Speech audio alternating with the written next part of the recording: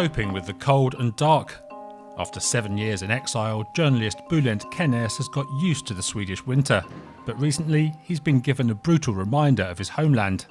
Before he left Turkey, he was convicted over links to the Gülen movement, which Ankara says was behind an attempted coup in 2016.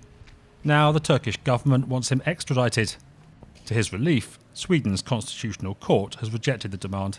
The Erdogan regime will not give up. They will continue to produce some new methods, new tactics to try to intimidate me.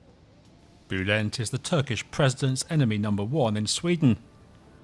In recent talks with the Swedish Prime Minister, Recep Tayyip Erdogan personally called for his extradition. His name's on a list of people Turkey wants Sweden to send back. In exchange, Ankara is offering to lift its veto on NATO membership for Sweden and Finland. A potentially dangerous game, according to Bülent. Western authorities still could not understand the real nature of Erdogan's despoty. Do you think that a journalist could be a bargaining object against a very, very highly geopolitical issue? So there is an asymmetry about that. At the start of December, Sweden did expel another Turkish national. He'd been sentenced in Turkey for belonging to the Kurdistan Workers' Party, which Ankara considers a terrorist organisation. Ever since, this Kurdish ex-journalist has feared for her husband, also threatened with expulsion. As a Swedish national, Ms. Gin cannot be extradited. But she believes Ankara is using her husband's case as a means to target her. Today she's meeting a Swedish journalist to discuss developments.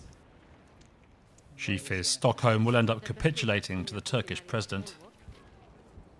Vi känner inte oss trygga. Och jag frågar myndigheterna, jag vill att bli förhörd.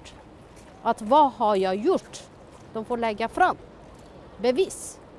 Men det gör de inte. This feeling of safety that they had before, that this country was somehow a safe haven. If you are a political refugee or a dissident or something, this safety is not as strong anymore. A sentiment shared by this journalist, singled out by pro-government media in Turkey. This is a headline calling me as the speaker of the traitor. This is my address. They published my address. Several of Levent's colleagues have been attacked, one of them violently. That's a very serious issue. He stayed in the intensive care unit for weeks. He almost be killed by the attacks of the Turkish interior minister.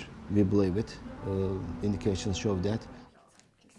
This human rights organisation is concerned about how far the Swedish government is prepared to go for its NATO bid to succeed.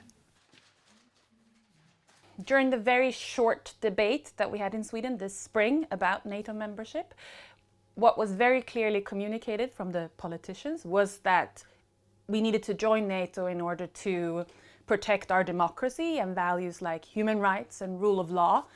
And what we see now is that it's just exactly those values that are being compromised. Sweden has a long tradition of welcoming political refugees, and 5 members of Kurdish origin sit in the current parliament. Amine Kakabaveh is a former member from an Iranian Kurdish background. In Sweden for nearly 30 years, she says she's worried about the way the country's heading, especially since the arrival in the autumn of a new government backed by the far right. We have had in more than 200 years dignity, about peace, about human rights, but suddenly they are totally naked for Erdogan. Both the former government, Social Democrat, and now the right wing, they are harming our country, our beautiful country that is very, had been important for us refugees.